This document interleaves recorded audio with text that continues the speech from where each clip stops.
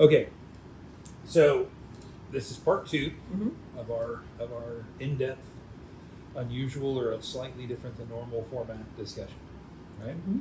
It's November the 11th, Mhm. 2022. The purpose of this, or the theme for this portion of the discussion, is how to navigate, as a polished concrete contractor, how to navigate through a recession, depression, from everything I've seen in my career, Mhm. plus all the things that I look at, all the inputs that I take in, which, for those of you who don't know me, I read a whole lot of stuff. Which I actually hope we go into at some point, whether it's here or in another. Like, the amount and variety of information you take in is incredible. I'm used to it. You are indeed used to it. You get to see some of it that I'm not so used to. First of all, Mans has 94 tabs open on his computer at any given time and knows what's on each one. Yeah. So you track Treasury, Right. Yeah, check the U.S. bond rates, bond rates.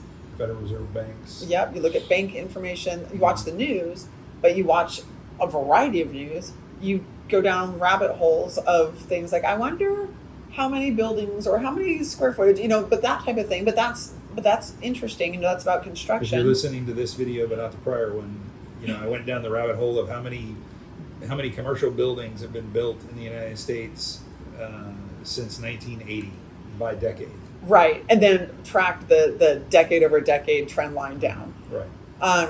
You also follow a lot of foreign affairs, current events, foreign affairs, macroeconomics. You listen to a variety of very interesting podcasts, a lot about macroeconomics, which I know is a very interesting subject and topic for you.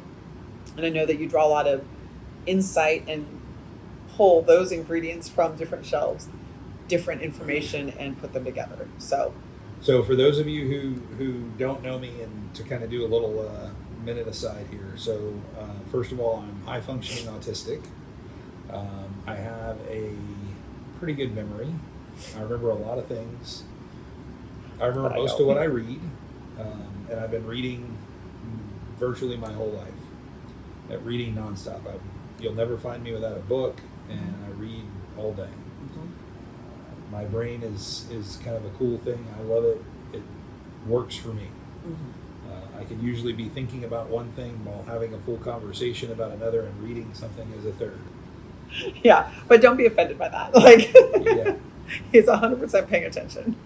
For those of you who don't know me, please don't get daunted by anything. Just understand that my autism gives me some strengths and some weaknesses, and taking in information is a big strength, right? Huge strength. Okay. But you have a ton of capacity, and that's usually how I describe you. And one other favorite thing is, because I think it's funny, is if you go to the end of the internet for a variety of things. This is your. But this is my thing. If you were to look up polished concrete or concrete and go to the end of the internet in your research, and at the end there's a stop sign that says, okay, you've discovered all of the information about polished concrete. There would be David on this other side being like, but wait, there's more over here, follow me. So taking a lot of it, I take in a lot of knowledge, and I try to make correlations, and sometimes I can see things that are not as readily apparent. That's really helped me in my career to position for success in a lot of different areas. So the purpose of this, for this video, is to, in my best suggestions or my best recommendations, how to navigate through a recession, depression as a decorative concrete contractor. So I almost don't even know where to start here, because there are so many cool kickoff places.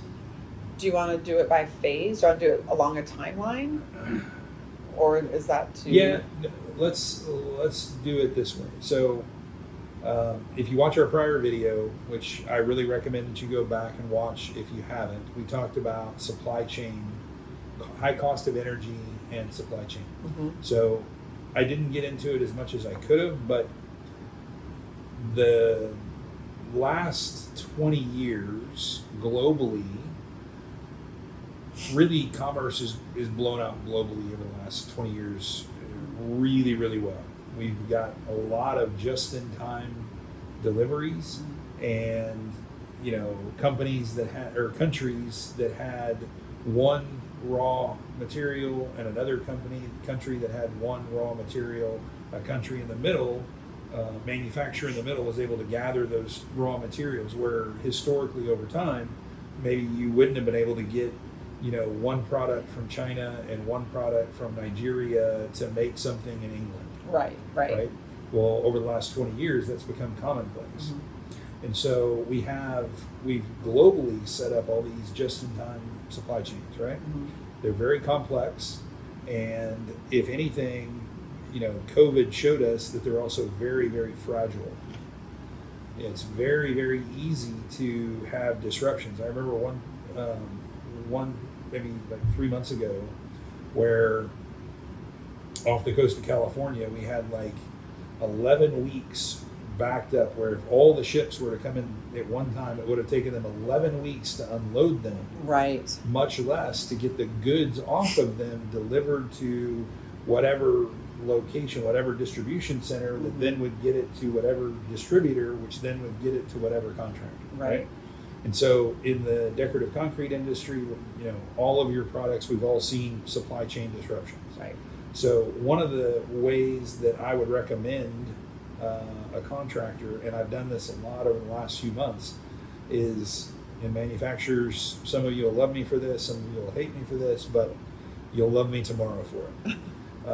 I think that as a contractor, if you want to be able to be successful here, the days of you being able to just pick one supplier, one manufacturer, and buy your stuff from that one manufacturer, whether it's diamond tooling or densifier or joint material or bag repair, whatever it is, I think that you have to have 2 or 3 suppliers, and that means you're going to have to split out or spread out your purchases, because you need to develop relationships with each of those 2 or 3 suppliers, because it will become more and more common to have one of those suppliers be completely out of supply. Sure.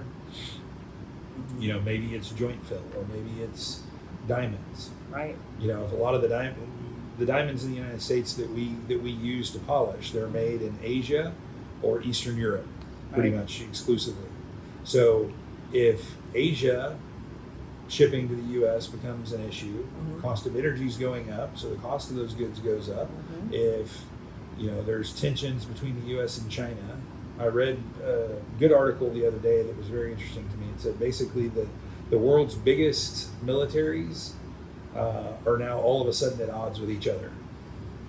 So basically, it's we're kind of, I think that while we definitely haven't developed into a hot war, we're absolutely in the beginning of a Cold War. Sure. Again, no different than we were in the 50s. Right. And on one side you've got China and Russia, and on the other side you got U.S. and most of Europe. And so those two spinning planets both have gravitational pull that will tear everything in the middle apart as they gain momentum internally, right? Sure. If you get a synchronous relationship between Russia and China, and that kicks off through the Silk Road Initiative, where they're putting military bases in South America, and they're partnering with countries there, and they're doing things in Africa and partnering with countries there, and then that creates supply chain disruptions into Europe for manufacturing of goods that comes to the U.S., and now all of a sudden we can't get manufactured diamonds. Right. And we have regulation in the U.S. that says we're not allowed to make them here because they're not environmentally friendly enough. You've got to be prepared for that as a contractor. You can't lose projects because of supply chain disruptions, right? And how do you hedge against that? I think the next 5 years, contractors will be successful or will fail as companies based on their ability to do the jobs that they have under contract. Sure. And having the proper supplies and goods to do that. And if you're constantly saying, well, I'm sorry, I can't get that product, or I'm sorry that, my overlay material is 6 weeks out for delivery, and you become a critical path item for that project, and you delay the project because you're waiting on goods, the odds are that next time that GC has a job or the next time that owner has a job, you're not going to be the guy they call. So it's better to shore up your distribution and shore up your manufacturers by spreading the love out a little bit more than we've been used to over the last decade or so. Sure. And it doesn't mean that anybody's being disloyal. It just means that you're making more friends at the playground. There you go. That's a good analogy. So that might be the very first thing that I would think of. The second thing that I would recommend for contractors, polished concrete is an equipment intensive industry. Whether you have already upgraded your equipment or you're planning to upgrade your equipment, my recommendation to you is to start doing that now. And when you do that, take the items that wear out on your equipment and go ahead and buy your supplies. Buy your backup bearings, buy your backup belts, buy the things that you're going to need to fix the machines that you have, because the same problem.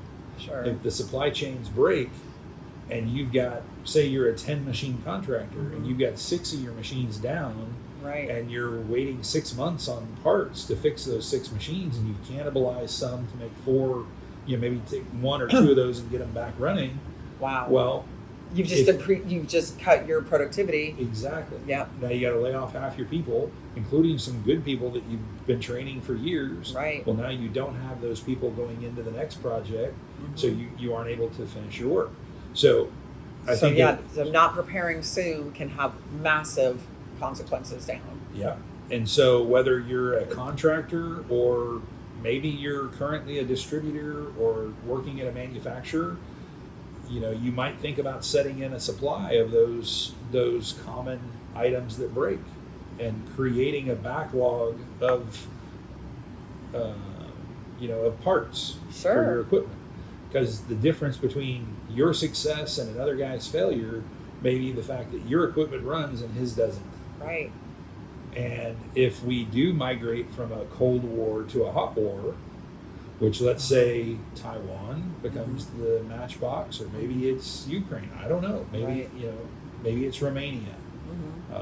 There are a lot of little fires out there in the world burning that can quickly turn into an inferno, and we move from a Cold War to a hot war. Well, during a hot war, countries spend a lot of money. But if you don't have equipment that runs, you don't get to take advantage of the money that they're going to spend in a war situation, right? Right. So I think to be smart to upgrade your equipment, take some of that older equipment that's wearing out. Let's go ahead and move it downstream. Take advantage of that right now.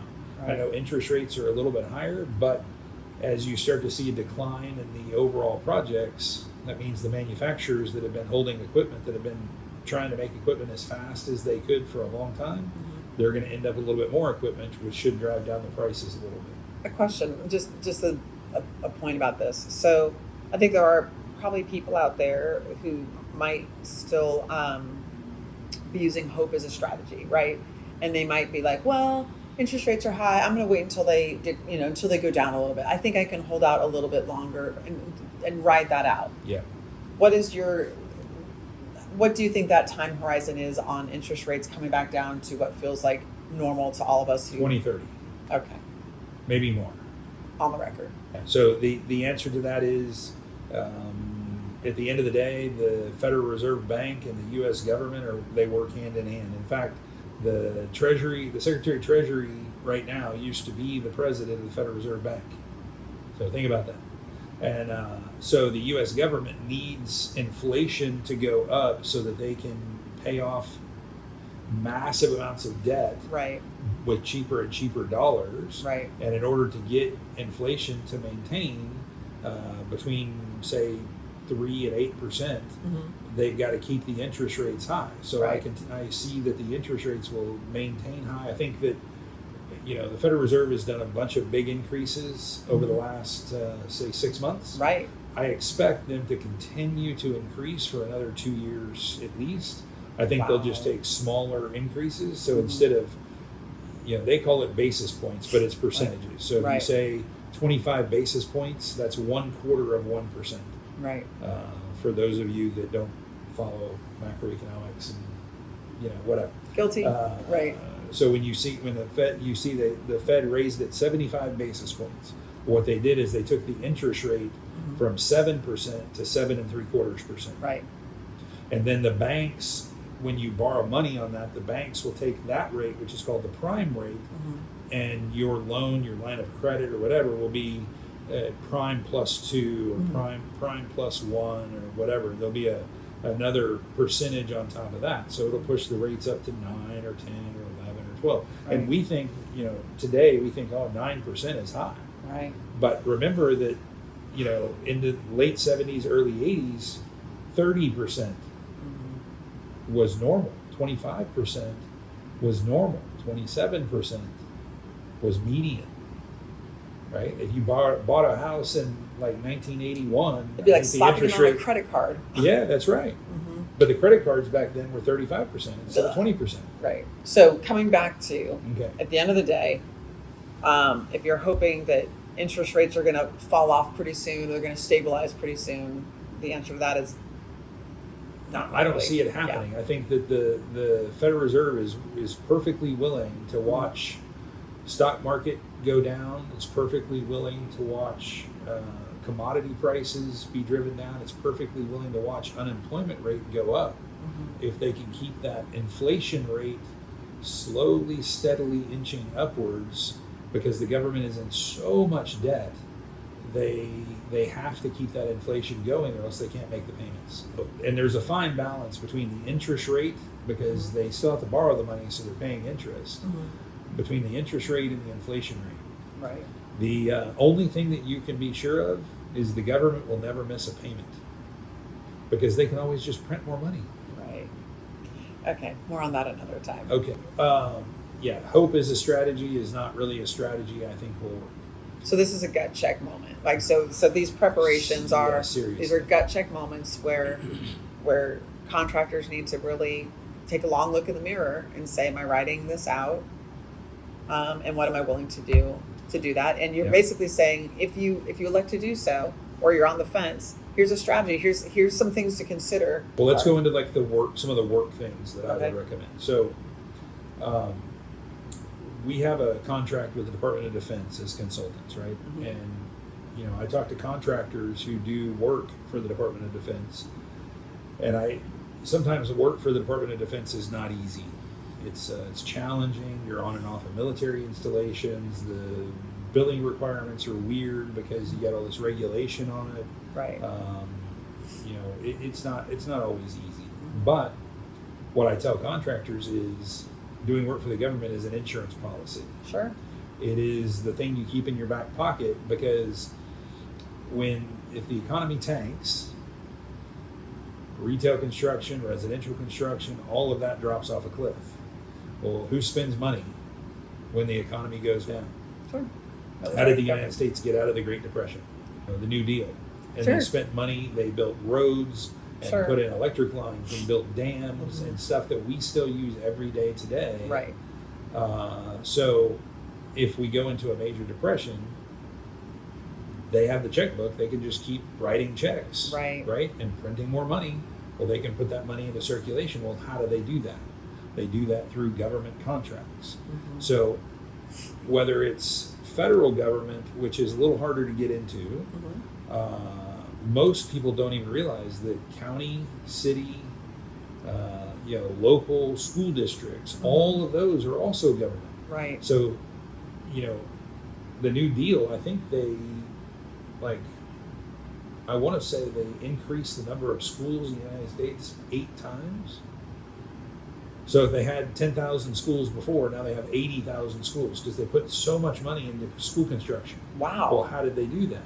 Well, the federal government put it out into bonds that went into the local states that went down to the local school districts, and they pumped money in. President Obama did that in 2009. He put all this money into schools, and he said it was a green building initiative. Sure. So if you were willing to take some of the things in your school district and swap out your air conditioning system and change your flooring type and put, solar panels on your roof and stuff like that, the government paid you for all that. The Sure. government gave the school districts, hundreds of thousands of dollars Right. to redo all this stuff, which made their schools more energy efficient, which helps out over a long time. And also puts money into that microeconomy Puts money to into help that people. local economy. So if you're a contractor, start looking out for, school districts, city government, county government, state government, federal government, at all the levels. Just start trying to find your way in. When you find your way in, think about how you can contract direct with that entity. Okay. So I will give you an example of something that I did years ago. School districts, where I was located at the time, the common flooring prior to that was VCT. I told you about President Obama's deal, right? So put all this money out for energy improvements in schools. Well, I went to school districts and I said, hey, you're spending $2 or so a foot per year to maintain your vinyl tile floors. I will switch all those out and I'll perform your maintenance for 3 years worth of your maintenance budget. So you don't have to spend $1 in construction. I'll come through, I'll take off all your vinyl, we'll polish the floor, and I'll maintain it for the 3 years. So I had to hire maintenance people, Sure. but I took their $2 per square foot per year that they were already budgeted for their VCT. Right. So I got basically $6 per foot to pop vinyl and polish the floor underneath. And I worked nights and weekends and every holiday, everything. And I had one district with like 19 schools that we did every school in that district. Then I took that and I went to the bank and I said, hey, bank, do you like financing school districts? They're the best Right. customer on the planet. Right. So the bank says, yes, I love financing school districts. I said, would you take their maintenance dollars, their $6 a foot? Would you take that over a 3-year period, pay me $5.25 of that? You guys make 75 cents a foot. I got my money up front. The bank was happy. The school district was happy. And I got tons and tons of work when things were really slow. And everyone was happy. Well, I was. It worked well for us. Right. It worked well for me as a contractor at the time. Right. So that's one way to get into a school district that makes sense. Now, everybody's got their own unique situation, and every district has got their own spot. And a lot of districts know more about concrete today, but there's a lot of old schools sitting out there. And so that's an example. But whether it's one that I almost did before I sold my contracting company, one that I was working on was a state government contract to go refurbish old terrazzo. So in the United States, a lot of the state government buildings built from 1950 all the way through the mid-90s had terrazzo floors. Well, those terrazzo floors are polishable, but nobody polished them. They would do a 1 or 2 step grind and then put an epoxy sealer over them, and then you wax over the sealer. Okay. Because the polishing wasn't really a big deal back then, right? Sure. So now there's these government buildings, they're spending that $2.50, $3 per foot Sure, to to strip and buff, wax. strip, wax, Right. and clean their floors. Well, you can go in there and mechanically polish those, Mhm. get rid of the wax, get rid of that high maintenance cost, and do it for pretty inexpensive. Usually, like right now, I think probably $2 a foot or something. Sure. So basically, less than 1 year of their maintenance costs, they take their maintenance. Less than 1 year of their maintenance costs, they take their maintenance down to 35, 40 cents per foot per year. Well, if you're a government official and you're going, okay, well, not only am I getting money from the federal government, Right. as they're trying to pump money into the economy, but if I do this, then I don't spend my own taxpayers' dollars maintaining the government buildings. Right. And so I was very close to getting a big state government contract to go in and refurbish around 350 state buildings and take all their terrazzo floors and polish them. This is a great. I mean, that's Another That's example. a huge opportunity. I mean, you have to have your ducks in a row. Well, I'll tell you one that popped into my mind a few months ago, and you're welcome for anybody who takes advantage of it, but is post offices. So virtually every post office in the United States is built with terrazzo. And in the 90s and 2000s, they slapped tile on top of it. and all that tile's failing now. So they're all coming up for refurbish. They've got money put in by the federal government into the postal system to refurbish all those buildings. Sure. Well, all those buildings have terrazzo underneath the tile. Dude, pop the tile and polish the terrazzo. And call it a day. How many post offices are in your city? Oh my gosh. How many post offices do you think there are in the Dallas Metroplex where we live? Oh my gosh. 150? 200? Easily. Something like that. And right. Every little hole in the wall town Requires. it wouldn't be a town if it didn't have a Right. post office, right? Right. So if there's a zip code, there's a post office. And if there's a post office, there's a floor ready to be refurbished. And there's money sitting there to do it. Wow. So for anybody who takes advantage of that, good luck. But And you're welcome. I mean, so that's one thing that I would look at. right. Another thing is think about the businesses that do well during a recession or depression. So the first thing that comes to my mind is grocery. Mm-hmm. Sure. So people, they Still don't need have to near eat. as much disposable income. Yep, they need to eat, but they don't go eat out. Right. So where do they go buy their stuff? They go buy the grocery stores. Mhm. Now, grocery stores are making a lot of revenue, and they don't want to pay taxes on it. So where do you think they're going to put a bunch of that revenue? Oh, I've got 100 stores. Let me go refurbish these stores and make them a lot nicer. Sure. Now I can take the money that I would have used in my construction budget in 5 years from now. I'll use it today, and now I don't have to pay taxes on that revenue. So I'm going to pump it into the construction. So no, I didn't know that's how that worked.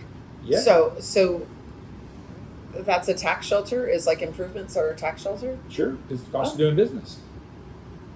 Oh, there you go. Yeah. Okay.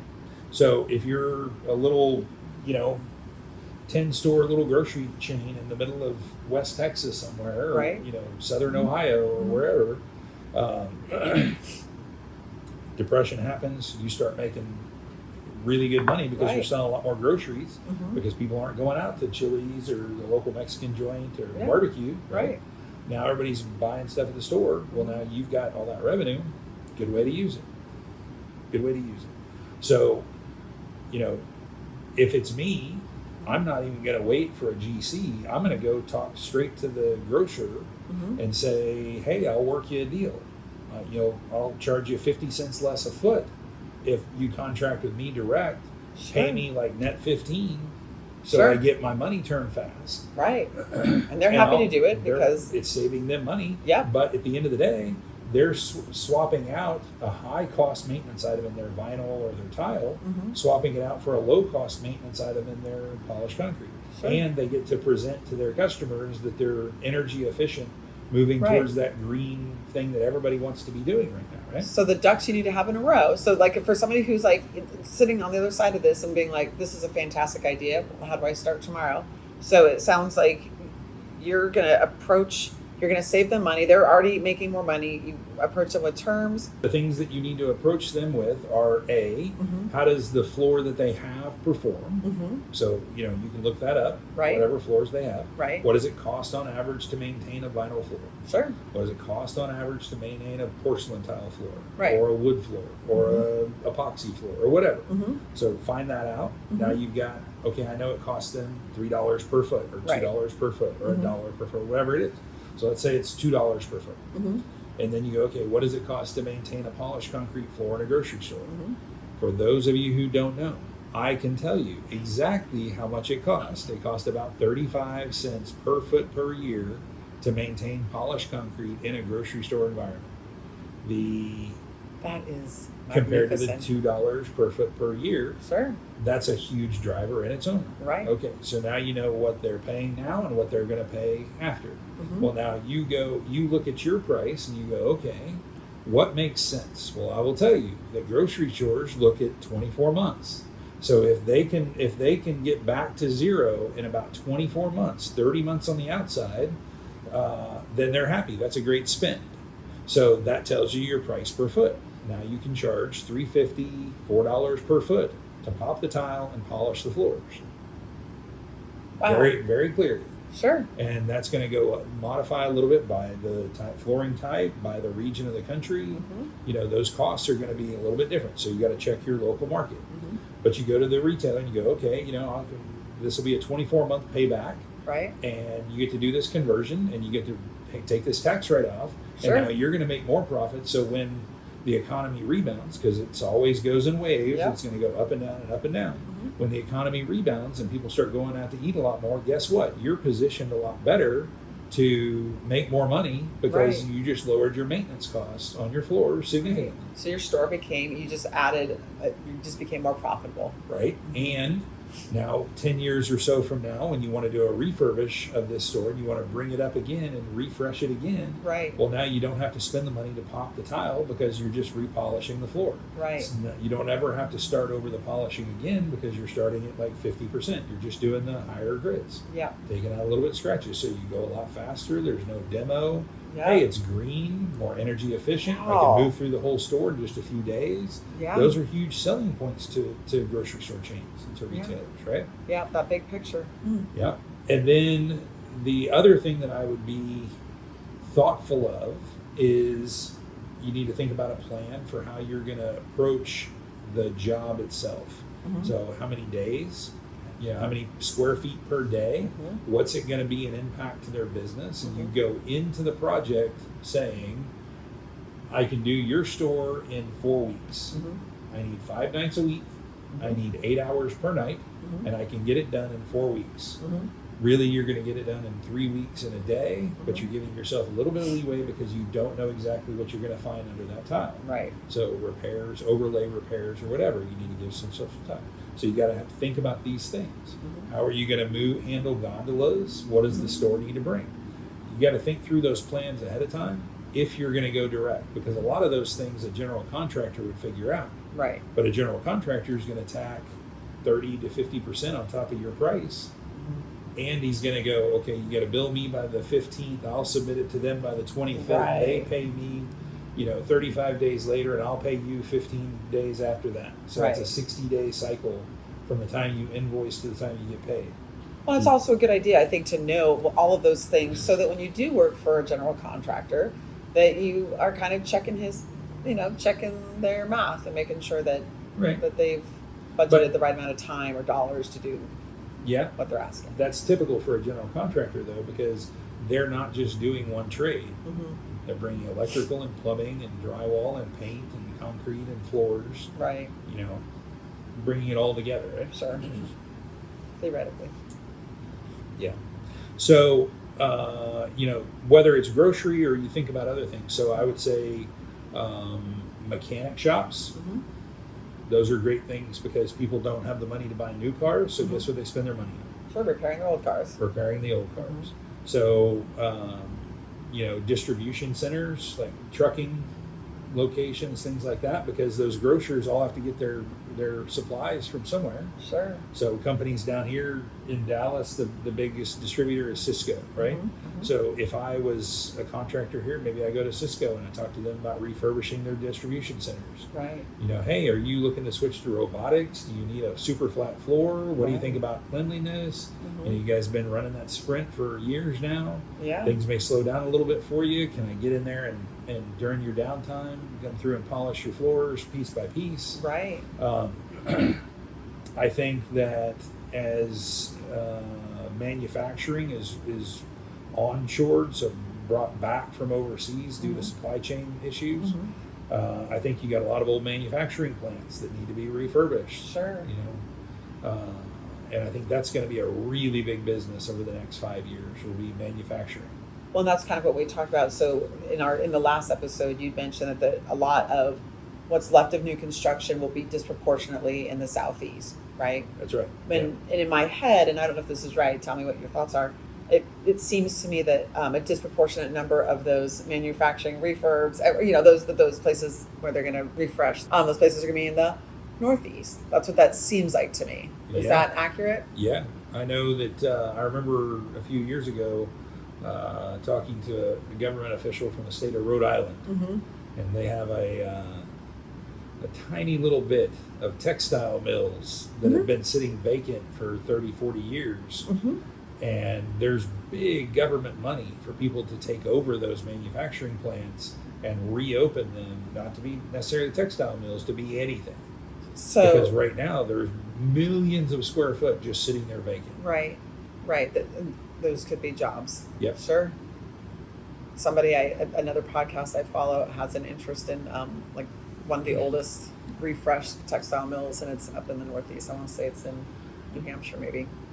Oregon. It's cool. Well, I mean, I see lots of that around the country as I go around looking at construction projects. Right, because you're everywhere. You're everywhere. I keep an eye out for interesting things because it's always cool to me. Mm-hmm. I love redoing, rebuilding, remodeling old buildings and turning them into cool stuff, whether it's in New York or California or Savannah, Georgia. I like it all.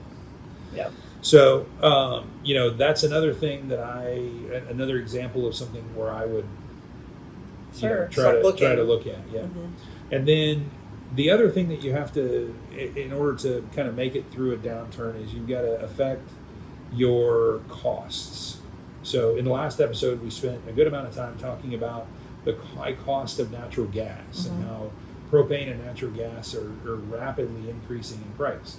Well, if you run a bunch of propane equipment, what typically happens is you carry the small tanks, and wherever the job is, you just go find the local place and fill up those small tanks. Mm-hmm. Well, guess what? You're paying a pretty good premium on that. So I have a ranch, and on my ranch I have a lot of propane, right? And so I've got a big 2,000 gallon propane tank, and I will tell you that when I take a little small RV tank to go get it filled, I pay almost twice for the same product that's in my big propane tank.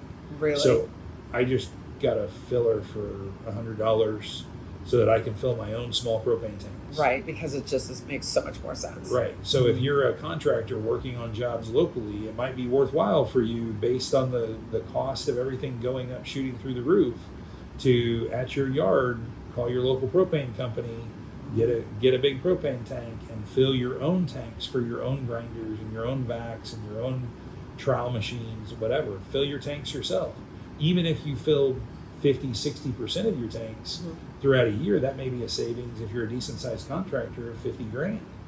And I mean, it sounds like that doing that now when things are so uncertain sounds like it might be painful, but I think when you're looking at the long term and the big picture, I think it's an investment. With the natural gas situation in Europe, and the fact that we're trying to move away, we're basically cutting the funding for pumping natural gas and oil in the U.S. And we have allies that have none, that have to have it in order to keep their citizens alive through the winter. We're sending the gas that we do have, a lot of it overseas. Well, what does that mean for our prices here? Sure, they're just going to continue to go up and escalate. They're not going to just go down in 6 months or something like that, or I don't expect. No, because because there will be a new norm. Yeah. And everything will be inflated up to that, but it'll be painful. So to the point that you were making, that it makes sense to do it now, even if it's going to hurt. It's going to hurt a little bit now instead of hurting a lot. Death by 1,000 cuts. Yeah. Right. The so whether it's propane or depending on what you're running, generators. I don't know if you know this, but generators will run just as well off of farm diesel as they will off of road diesel. And since you're not driving them because they don't have, they're not self-propelled, they do not have to pay road taxes on the diesel. So if you get a big farm diesel tank at the shop and you fill your generators from your farm diesel, well, farm diesel is half the price of retail diesel. That's brilliant. Right now, farm diesel, I think I just filled up 500 gallons, and I think that I paid $2.90 a gallon or $2.80 a gallon, and it's $5 plus a gallon here in Dallas. So I paid not quite, but almost half the price per gallon, because you're not paying any of the road taxes. So again, if you're running electric equipment and not propane equipment, and you want to get your stuff set up, it might be worthwhile for you to get a fuel tank and fill your own generators. A lot cheaper. Yep. So another thing that I thought of that is probably one of the most important things is, and I don't think that contractors really take this into account, is inflation. So I look at a lot of contracts. Oh yeah. And especially on bigger projects, a job may bid in November to start in January to finish in October or March of the following year, maybe a year plus. Well, your labor rate and cost of goods in November of 2022 compared to what your cost for labor and goods will be in March of 2024, that may be 15% more expensive. Right. So I think that one of the things that I would really recommend to every contractor on this that listens to this podcast is take your bids and work in language that says if the interest rate or if the inflation rate surpasses, say, 2% on any given time, that your price will increase with the rate of inflation. So if you bid a job at 100 grand and at the end of the year you're up 8% inflation, then your price, your billing should reflect that job is now worth 108,000.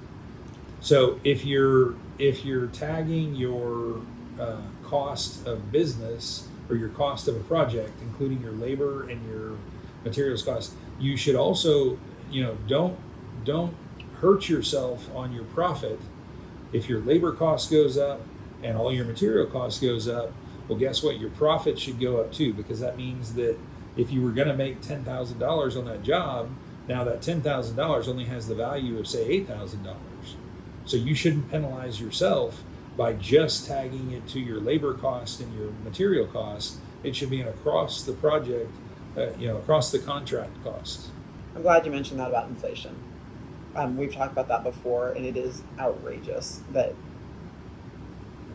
how much can be lost over that amount of time. Yeah, the year-over-year inflation for the month of October was 8%, or 8.3%, I think. Wow. Yeah. So you paid on average. Actually, I wrote down a few things. So the gas is up 20%, diesel is up 50%, electricity is up 16%, natural gas is up 33%, food is up 15%, and alcohol is up 10%. Here's how you know we're in a fun situation. When the cost of alcohol is up, but entertainment events are down 20%. So your concert tickets, sporting events, prices of those is going down, and the price of alcohol is going up. Wow. I wonder what's happening. The cost of electronics is down 18%, and the fun smartphones that we all carry around is down 21% year over year. So go ahead and upgrade that new one. Might be a good time. Right. The prices are way down. They're trying to give you the phone for the service. They'll give you a $1,500 phone because they're only paying $600 for it now. Right. Or they were paying $1,000 for it before, or something like that. So it sounds like there's a lot of places where people could be bleeding money if they're not paying attention. Oh yeah, I think that it's really easy for your expenses, even if you just maintain your status quo on expenses, while the cost of all those expenses goes up, but you don't change your consumption practices. Right. And the amount of projects goes down, even if you had 15% less projects next year than you had this year, and your cost of your goods went up, say, 10%. Right. Across on average. That's a 25% swing from this year to next year. Well, if you don't prepare for that and you don't take that into account in the projects that you do win, you can still bid low. You're not going to lose the job on the bid because you're still bidding at the low price. You're just letting that price move up with inflation. Right. Like your costs are moving up with inflation. A couple other things that I wrote down here. E-commerce is up 58% from 2020 to 2022. So if you can find companies that are heavy into e-commerce, I think you'll find more distribution and grocery delivery opportunities than you will clothing stores. Sure. Right? So, focus on that. Industrial demand right now, there is 425 million square feet more demand than there is space available, industrial manufacturing space. Rents, industrial manufacturing rents are up 12% year on year because there's so much more demand than there is available prepared space. Sure. So kind of to our point, discussing manufacturing and Right. onboarding. Mm-hmm. A lot of companies are doing flex space. They're taking manufacturing Mm-hmm. and they're taking part of it and turning it into office space and trying to put their office space and their manufacturing, or their office space and their distribution Sure. in the same building. Mm-hmm. So I think that's a great opportunity for our industry, because you can do one type of floor in the manufacturing Mm-hmm. and a higher level floor, maybe with color or patterns or designs. Sure. And your price goes up, but the finish that you provide to the owner goes up significantly, and will become the office spaces. Sure. So I don't know. I think that the economic and political situation for the next few years is going to make a very windy, twisty road that may be a little harder to navigate. But if you think about some of the things that we've talked about in this video, I think that our industry will come out of this stronger. It may come out of it with some roll-ups. It may come out. Some companies may go down. Other companies may grow. It's kind of your choice on how you want to handle that. Right. I know some contractors that probably want to. I don't want to go through another one of these. Right. And that may be some opportunity for some guys that are wanting to grow and new to the industry. And I think that the industry overall will come through pretty well. It sounds like it will. It sounds like you've made a really great roadmap to navigate it. I've thought of a few things. Visit expertconcretetraining.com, and I'll continue to put more and more ideas that I have. I've probably talked about 20 or 30% of some of the opportunities, ideas that I've thought of. So expertconcretetraining.com, and I'll continue to put more ideas, thoughts, and help you build a better roadmap to be successful through this. Sounds great. Thank you. Have a great day. Thanks. That was awesome.